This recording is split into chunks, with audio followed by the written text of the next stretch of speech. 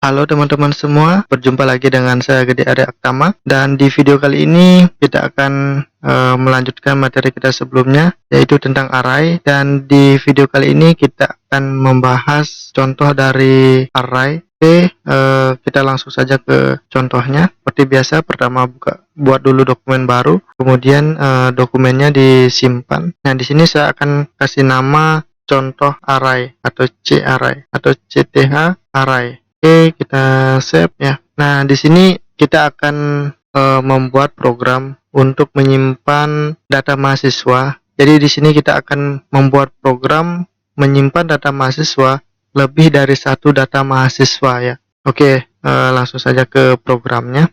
Oke, seperti biasa kita include IOStream, kemudian using namespace std, kemudian main programnya. Kemudian ini tidak perlu, kemudian jangan lupa di sini synget, kemudian kita buat programnya. Oke, di sini kita perlu beberapa variabel ya untuk menyimpan data mahasiswa. Yang pertama kita perlu variabel nama dengan tipe variabelnya adalah string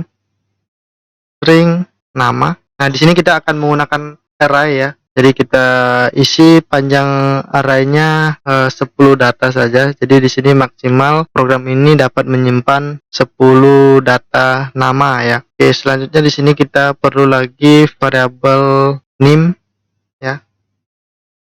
Name di sini juga kita kasih sama, dia hanya bisa menyimpan 10 data name. Kemudian jurusan kita bikin, kan ini data mahasiswa ya. Jadi kita perlu jurusan.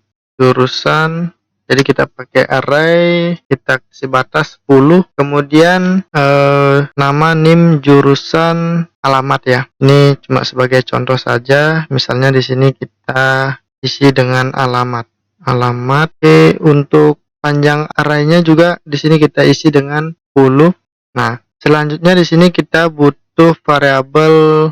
Nah, di sini kita akan membuat program ya, untuk jumlah datanya itu kita bisa tentukan ya. Kita ingin menginput berapa data, sehingga di sini kita perlu satu variabel lagi, yaitu integer data ya. Ini data, nanti jumlah data yang kita ingin input ya, kita simpan nanti di dalam variabel data. Oke, kita buat programnya. Kita cout di sini, masukkan jumlah data yang ingin diinput. Masukkan jumlah data yang ingin diinput. Oke, sama dengan ini titik koma, kemudian kita simpan ya jumlah data ini di dalam variabel data. Kemudian di sini kita bikin baris baru, kita inline biar programnya nanti kelihatan ya. Nah, berikutnya di sini kita akan bikin program perulangannya. Jadi kalau misalnya kita input 3 data, berarti nanti ada 3 data ya yang harus kita input, nanti nama, name, jurusan, dan alamat. Nah, caranya kita pakai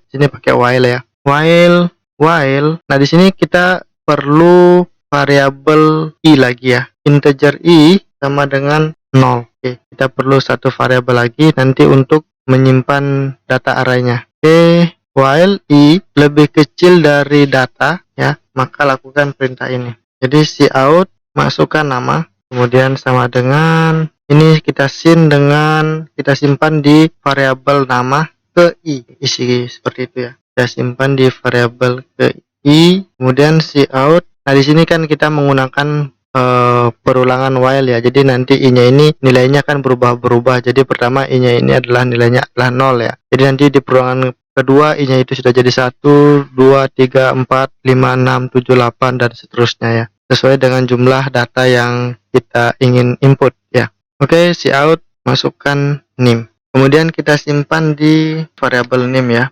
Selanjutnya di sini cout, masukkan jurusan. Oke, atau kita pakai titik 2 aja ya. Titik 2, ini juga titik 2.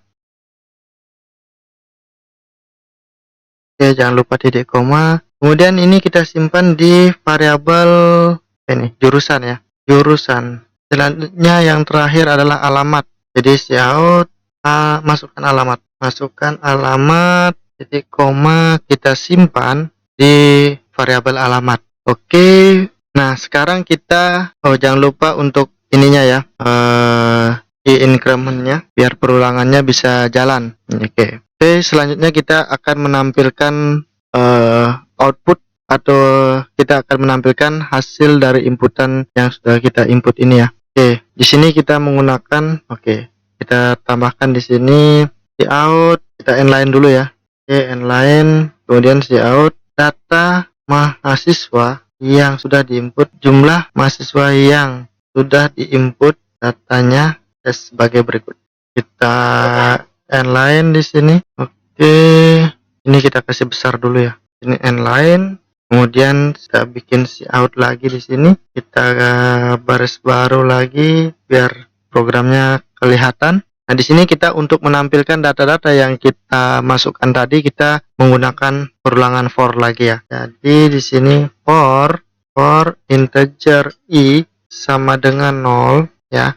Dengan i lebih kecil dari data dengan i increment, kemudian cout nama, kemudian di sini inline, di sini kita isi dengan nama ke i ya, nama ke i. Oke, misalnya cout nim ke i. Oke, inline, berikutnya cout jurusan D2 ya, ini kita kasih rata biar kelihatan bagus. Kemudian di sini kita panggil data jurusan yang sudah kita input tadi ya dengan ke i. Jadi kalau kita pakai ini kan kita pakai perulangan ya.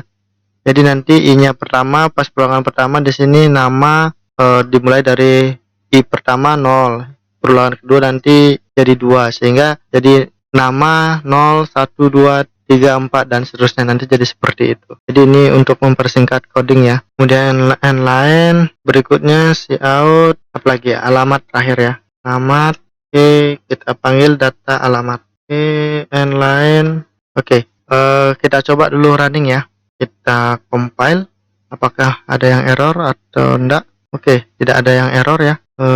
Kita coba panggil programnya. Oke, nama programnya adalah CTH array ya. Oke, di sini kita diminta untuk memasukkan jumlah data yang ingin diinput. Misalnya kita kasih masuk 2 data ya. 2 data. Oke, nama misalnya gede, NIM misalnya ini saya asal ya NIM-nya. Karena ini sebagai contoh saja, misalnya jurusan SI, alamat misalnya Manado. Oke, kita disuruh input nama lagi ya. Nama misalnya Erik. Oke, masukkan NIM, ini saya asal lagi. Ini misalnya untuk jurusannya TI, untuk alamatnya misalnya Tondano. Oke, kita enter, maka data mahasiswa yang sudah diinput datanya sebagai berikut ya. Oke, di sini kita perlu menambahkan biar bagus datanya, biar kelihatan ya. Di sini kita perlu tambahkan cout inline. Oke, di sini juga kita perlu isi dengan cout inline. Oke, kira-kira apa lagi yang perlu ditambahkan di sini agar program kita rapi ya. Oke, kira-kira di sini misalkan kalau jumlah data ini kan hanya bisa menampung 10 data. Bagaimana dia kalau misalnya dia masukkan di sini misalnya 11 data ya. Jadi kita harus filter di sini biar user tidak memasukkan lebih dari 10 data. Maka di sini kita bisa katakan memasukkan jumlah data yang ingin diinput maksimal 10 data ya, maksimal 10 data. Oke. Nah, di sini kita bisa tambahkan if ya. Jadi if dalam kurung data lebih besar daripada 10.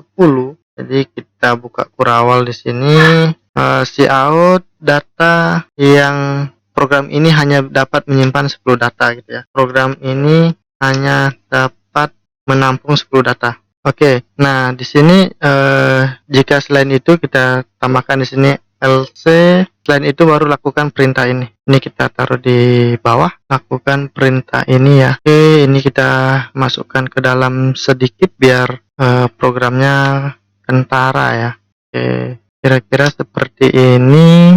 Oke, kita coba ya. Kita compile. Oke, tidak ada yang error. Nah, di sini kita clear ya. Kita clear dulu. Oke, kita panggil programnya contoh array. Kita coba ya. Nah, di sini dikatakan bahwa masukkan jumlah data yang ingin diinput maksimal 10 data. Misalnya kita kasih masuk 12 misalnya. Kita enter. Nah, di sini program ini hanya dapat menampung 10 data ya. Oke, kita coba misalnya kita input misalnya di sini 3 data ya. Oke, Nah, masukkan nama, misalnya gede, ini NIM saya isi sembarang saja ya. Oke, untuk jurusan misalnya TI, misalnya alamat misalnya Manado. Oke, untuk nama misalnya Erik, untuk NIM di sini saya lagi ya. Oke, untuk jurusan misalnya sistem informasi atau SI, dan untuk alamatnya misalnya Tondano. Oke, berikutnya untuk nama berikutnya Aktama. Untuk NIM-nya di sini saya asal lagi ya. Oke, untuk jurusan misalnya sistem komputer atau saya singkat dengan SK. Kemudian untuk alamatnya di sini saya kasih misalnya Rebokan. Oke, kita enter. Nah, di sini program akan menampilkan data yang sudah kita input. Jadi data mahasiswa yang sudah diinput datanya sebagai berikut. Ini ada gede dengan NIM ini jurusan ya, kemudian ada Erik dan ini, kemudian ada Aktama, NIM seperti NIM sekian jurusan SK. Jadi program akan meminta kita menginput data sesuai dengan jumlah data yang kita ingin input ya. Misalnya kalau di sini 4, berarti dia akan suruh kita untuk program akan menyuruh kita untuk menginput 4 data ya, seperti itu. Jadi di sini dengan syarat tidak lebih dari 10 ya. Di sini kita sudah isi filternya. Jadi kalau dia lebih dari 10 diinput, maka dia akan menampilkan tulisan program ini hanya dapat menampung 10 data. Jadi seperti itu. Oke teman-teman, kurang lebih itu contoh dari array atau contoh penggunaan array di dalam program. Sampai jumpa di video selanjutnya.